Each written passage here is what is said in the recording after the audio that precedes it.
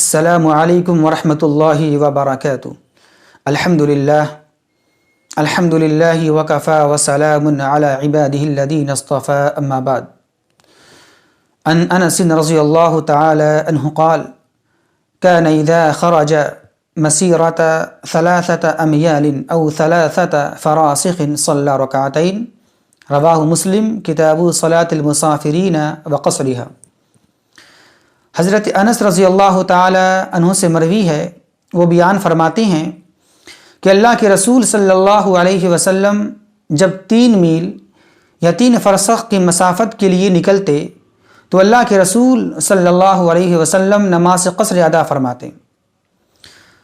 محترم سامعین کرام، اس حدیث پاک میں نماز قصر کا مسئلہ بیان کیا گیا ہے، اور نماز قصر کا مسئلہ ایک ایسا مسئلہ ہے کہ اس مسئلے میں علماء کرام کے بہت سارے اختلافات موجود ہیں، اور ایک عام انسان کے ذہن میں بھی اس تعلق سے بہت سارے سوالات، اشکالات، شبہات اور اعتراضات پائے جاتے ہیں۔ تو آئیے ہم اس مسئلے کو سمجھنے کے لیے اس کو 3 حصے میں تقسیم کر دیتے ہیں۔ پہلا حصہ کہ حالت سفر میں نماز کو قصر کرنا یہ کیا ہے، فرض ہے، واجب ہے، مستحب ہے، سنت ہے یا اختیار ہے۔ دوسرا حصہ کہ نماز قصر کی مسافت کیا ہونی چاہیے، یعنی کتنی مسافت پر نماز قصر کیا جائے اور کتنی مسافت پر نماز قصر نہ کیا جائے۔ تیسرا حصہ مدت قصر کیا ہونی چاہیے، یعنی کتنی مدت پر قصر کیا جائے اور کتنی مدت کے بعد قصر نہ کیا جائے۔ یہ 3 حصے۔ آئیے تو ہم سلسلہ وار اس کو ہم دیکھتے ہیں اور اس کی وضاحت کرتے ہیں۔ پہلا حصہ کہ حالت سفر میں نماز کو قصر کرنا یہ کیا ہے، فرض ہے، واجب ہے، سنت ہے، مستحب ہے یا اختیار ہے۔ تو آپ جان لیں اس تعلق سے علماء کرام کے 3 قول ہیں۔ پہلا قول یہ ہے کہ حالت سفر میں نماز کو قصر کرنا یہ فرض ہے، واجب ہے۔ دوسرا قول یہ ہے کہ حالت سفر میں نماز کو قصر کرنا یہ فرض واجب نہیں ہے بلکہ اختیار ہے، یعنی مسافر کو اختیار ہے، چاہے وہ قصر کرے چاہے وہ اتمام کرے، پورا کرے۔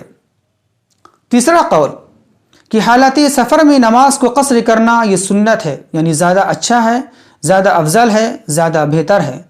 لیکن اگر کوئی شخص پورا کر لیتا ہے، اتمام کر لیتا ہے تو اس کی بھی نماز ہو جائے گی، لیکن زیادہ بہتر، زیادہ افضل نماز کو قصر کرنا ہی ہے۔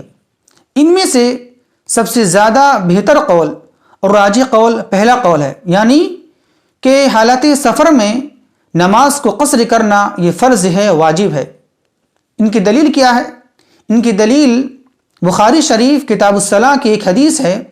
حضرت عائشہ رضی اللہ تعالی عنہا بیان فرماتی ہیں کہ اللہ تبارک و تعالی نے جب شروع نماز کو فرض کیا تو 2 رکعت فرض کیا، پھر جب اللہ کے رسول صلی اللہ علیہ وسلم مکے سے مدینہ تشریف لائے تو حالت حضر کی نماز کو بڑھا دیا گیا سوائے فجر کی نماز کے، اور حالت سفر کی نماز کو ویسے ہی رکھا گیا۔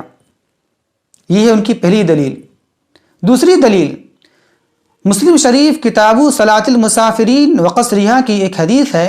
حضرت عبداللہ بن عباس رضی اللہ تعالیٰ عنہ بیان فرماتے ہیں کہ اللہ تبارک و تعالی نے تمہارے نبی کی زبانی حالت حضر میں 4 رکعت اور حالت سفر میں 2 رکعت اور حالت خوف میں 1 رکعت فرض کر دیا ہے۔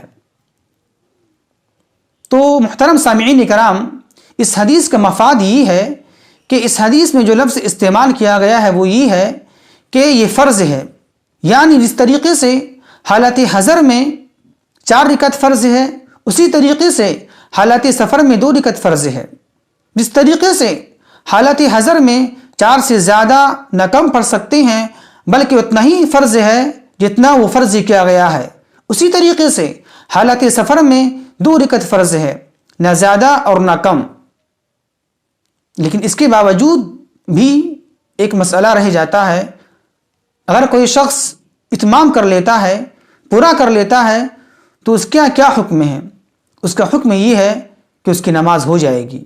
تو یہ ہے علماء کے 3 قول، اور پہلا قول زیادہ بہتر ہے، زیادہ افضل ہے کہ یہ نماز کو قصر کرنا حالت سفر میں یہ فرض ہے، واجب ہے. اللہ سے دعا ہے کہ اللہ تبارک و تعالی ہمیں صحیح سمجھ کی توفیق عطا فرمائے. وما توفیقی الا باللہ.